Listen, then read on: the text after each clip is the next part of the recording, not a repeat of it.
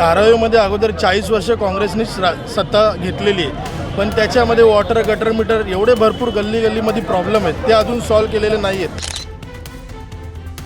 आज आम्हाला बी चांगल्या घरामध्ये राहायचं. आमदार 4000 घराच्या स्क्वेअरफीटमध्ये राहतो. आज आम्हाला गल्लीमुळे आमच्या ताई बहिणीला किती हे होते. आज पोरं आज कोण नातेवाईक आमच्या घरी आले की आम्हाला शरम वाटते. तर आम्ही का ती जे जीवन जगत जगाचं का? हे सगळं खोटा आरोप होतं. हे सगळं खोटा आरोप करून फसवलं गेलंय. 40 वर्ष त्यांचं सरकार होता, काय केलंय? लोकमत मुंबईमध्ये आपल्या सगळ्यांचं स्वागत. मी चिन्मय जगताप. आज मी आहे धारावीमध्ये आणि इथल्या मी भाजपाच्या आणि महायुतीच्या पदाधिकाऱ्यांशी बोलतोय. खरं म्हणजे जाणून घेतोय की नक्की धारावीचा हा जो गड आहे, हा जो किल्ला आहे, तो नक्की ते कसे राखणार. कारण की आपण गेल्या काही वर्षात पाहिलं तर धारावीमध्ये मोठ्या प्रमाणावर जो काही पुनर्विकास सुरू आहे त्याला स्थानिकांनी विरोध केला आहे. अशावेळी हा जो किल्ला आहे धारावीचा, हा जो मतदारसंघ आहे धारावीचा, हे महायुतीचे पदाधिकारी नक्की कसा राखणार हे आपण जाणून घेतोय आणि या चर्चेला सुरुवात करतोय.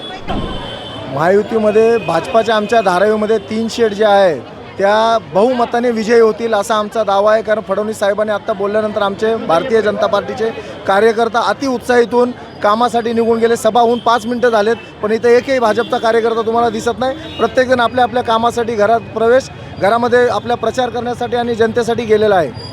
मात्र पाहिला गेला होता मोठा विरोध होतो इथे जे बनतं या ठिकाणी पुनर्विकासाला. काय वाटतं याविषयी? फडणवीस साहेबांनी सगळा विषय आत्ता सभेमधनं क्लिअर केलेला आहे की तुमचा आता इथं होणारा प्लान, इथे होणारे बिल्डिंग, इथं होणारे मैदान, इथं होणारे शाळा, इथं होणारे कॉलेज, याबद्दल सर्व माहिती दिल्याबद्दल सर्व धारावीकर एकदम आनंदीमय झालेले आहेत. मात्र ज्या लोकांना धारावी सोडायची नाही अशांसाठी तुम्हाला काय वाटतं? त्यामध्ये तुम्हाला पहिले सांगतो, जर तुम्ही फडणवीस साहेबांची सभा ऐकली असेल तर साहेबांनी एकच स्टेटमेंट दिले, प्रत्येक धारावीकर हा धारावीमध्येच त्यांचा विकास होणार.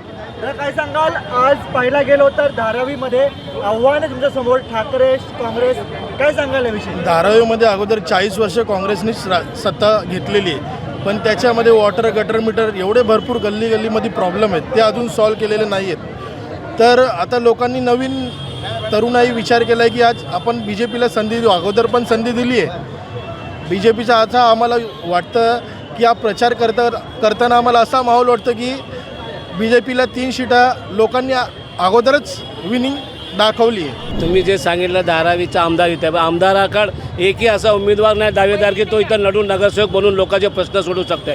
त्यांच्याकडे उमेदवारच नाही आहे. जे बी कार्यकर्ते होते, सन्माननीय आपलं एकनाथ शिंदे साहेबांना आणि फडणवीस साहेबांच्या नेतृत्वाला समून ते सगळे आमच्या पक्षामध्ये आले. तर त्यांच्याकडे उरलंच कोण आहे? फक्त एकटीच एक किल्ला फक्त ढासळला. सगळे सेनापती जे भाजप आणि शिवसेनेकडे आले, तर म्हणून त्याकडे उमेदवार राहिले नाही. आणि मी तुम्हाला सांगतो, येणाऱ्या 15 तारखेला 16 तारखेला इथं जे गुलाल उडल, महायुतीचा गुलाल उडल, 7च्या 7 जागा महायुतीचा 100% निवडून येणार. आणि धारावीकरांना विश्वास आहे, धारावीकरांना जे स्वप्न आहे ते एकदम साकार होणार. कारण प्रत्येकाच्या मनामध्ये जे राग आहे ते आम्ही प्रगट करणार. आज आम्हाला बी चांगल्या घरामध्ये राहायचं. आमदार 4000 घराच्या स्क्वेअरफीटमध्ये राहतो. आज आम्हाला गल्लीमुळे आमच्या ताई बहिणीला किती हे होते. आज पोरं आज कोण नातेवाईक आमच्या घरी आले की आम्हाला शरम वाटते. तर आम्ही का ती जे जीवन जगत जगाचं का? बाबासाहेबांनी आम्हाला बी दिला आहे संविधानमध्ये अधिकार. फक्त हे आम्हाला मला उल्लू बनवतात. तुम्हाला फेकणार आहे. धारावीमध्ये एवढे धारावी सक्षम आहे, एखादा चप्पलसुद्धा आमच्या घरातून निघून गेला, आम्ही त्याला पकडून आणून इथं चोपतो. मग आमचं असं अख्खं झोपडपट्टी घेऊन जाणार का सरकार? हे फक्त लोकांना भय दाखवायचे कारण आहे. आणि लोक याला आता नागरिक बळी पडणार नाही. त्यामुळं सर्व एकजुटीने महायुतीच्या मागं उभे आहोत आणि 100% महायुतीचा इथं नगरसेवक 7च्या 7 निवडून येणार, एवढंच मी आम्हाला गवाही देतो. धारावीमध्ये लोकांची जी वस्ती आहे, म्हणजे मिनी भारत म्हटलं तरी चालेल. अनेक धर्माचे लोक या ठिकाणी राहतात. कष्टाळू हात आहेत. लघु उद्योगाचं केंद्र आहे धारावी म्हणजे.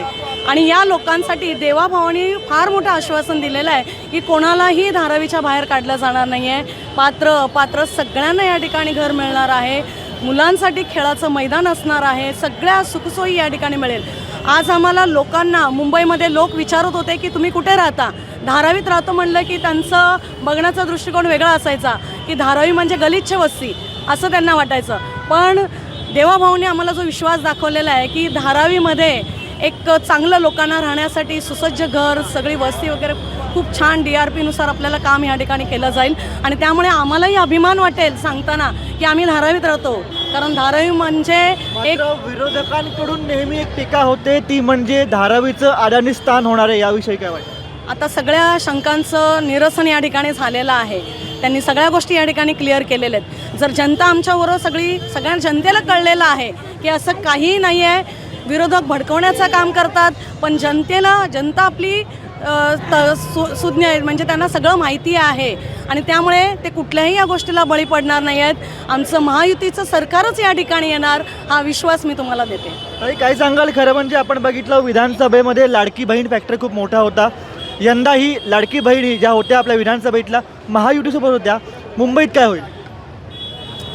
आता जे देवाभाऊ आले होते, जे काही सांगितलं ते नक्की जे करून दाखवणार आम्ही. आणि जे लाडक्या बहिणी आहे, काही लाडक्या बहिणी सगळे आम्ही एकत्र उतरून हे BJP सरकार, शिवसेना BJP सरकार आम्ही एकत्र कामं करून त्यांना नडून जिंकून देणार. मात्र आपण बघितलं संपूर्ण धारावीमध्ये गेल्या काही वर्षभरात विरोध झाला या प्रकल्पाला, याविषयी तुम्हाला काय वाटतं? हे सगळं खोटं आरोप होतं. हे सगळं खोटं आरोप करून फसवलं गेलंय. 40 वर्ष त्यांचं सरकार होता, काय केलंय? गल्ली गल्लीत गटराचं पाणी, कचरा सगळं ते गटरामध्ये आणि कचऱ्यामध्ये धारावी लोक राहतात. ते लोक फक्त वोट घेण्यापुरती येतात आणि बंगल्यामध्ये जाऊन राहतात. त्यांनी आमच्यासाठी काही विचार नाही केला आहे. आजच्या जागी आमचे देवाभाऊंनी जे सांगितलंय ते आम्ही करून दाखवणार तुम्हाला. दादा, एक शेवटचा प्रश्न तुम्हाला, ते म्हणजे पाहायला गेलो तर सध्या धारावीमध्ये एक इकोसिस्टीम आहे. इकोसिस्टीम अशी की व्यवसाय इथे, घर इथे, ह्या सगळ्या गोष्टी जर बदलल्या गेल्या तर कसं होईल? नाही, घर बी इथं देणार, व्यवसाय बी इथं देणार. त्यांनी सांगितलं ना, घर आणि व्यवसाय दोन्ही देणार दोघं. कारण धारावीमध्ये एवढी मोठी जागा आहे की धारावीमध्ये अर्धी धारावी सगळं त्याच्यामध्ये समावून आणि अर्धी व्यवसाय होणार आणि उरलेल्या जागासुद्धा बाहेरचे लोक येऊन धारावीमध्ये राहतील. धारावीचं एवढं डिमांड येणार की नरिमन पॉईंटसुद्धा त्याच्यासमोर फेल होईल, एवढी 100% आहे आज. कारण धारावी सगळ्या भारतीय मुंबईकरांचा हाड आहे. मग सगळे इथं येणार बघायला. तर त्या लोकांनी काय सांगितलं, एवढे मोठे मुख्यमंत्री सांगतो म्हणजे त्यांचा तर काय प्लॅन असेल ना. आम्ही तर त्यांच्या सगळ्या तसे व्यक्ती सांगतात की धारावी एवढं सुंदर बनवणार की सगळं रेषातले माणसं येऊन बघणार की वाक्यामध्ये धारावी काय होते, आता काय झाली. आता एक शेवटचा प्रश्न, तो म्हणजे आपण लोकसभा बघितली, विधानसभा बघितलं, इथल्या जनतेने आपल्याला पाठिंबा दिला नव्हता. मात्र यंदा तुम्ही असं काय वेगळं आश्वासन दिलं आहे किंवा यंदा काय असं वेगळं आहे की तुम्हाला यंदा संधी मिळेल धारावीमध्ये? लोकसभाचा पॅटर्न एकच होतं, संविधान बचाव, धारावी बचाव. आता ते लोक ज्यांनी आम्हाला विरोध केला ते बी बोलतात आम्ही चुके केले, एवढं निवडून देईन. एवढे चांगले तुमचं राज्य चालतं आहे. कारण लाडकी बहीण योजना प्रत्येक जाती धर्माला भेटतं, घरं योजना सगळ्या धर्माला भेटतं. जी सुविधा महाराष्ट्र सरकार देते सर्वच जनता घेतात, त्याच्यामध्ये भेदभाव कुणाला नाही. मग आता ते त्यांना कळून चुकलं की आपण जी चुकी केली ते आता पुन्हा इथं करायचे नाही आणि येणाऱ्या या नगरपालिकामध्ये भरघोस त्यांना मतदान करतात. तेव्हा समाजसुद्धा आम्हाला उतरून मतदान करणार, एवढी शाश्वती आम्हाला. गेल्या 40 वर्षात धारावीचा विकास झाला नाही, म्हणून इथली जनता आमच्या सोबत आहे असा विश्वास इथल्या नागरिकांनी किंबहुना भाजपच्या पदाधिकाऱ्यांनी व्यक्त केला आहे. यामुळे भविष्यात धारावीकर नक्की कोणाला साथ देतात हे पाहणं उत्सुकतेचं असणार आहे. बघत रहा लोकमत मुंबई.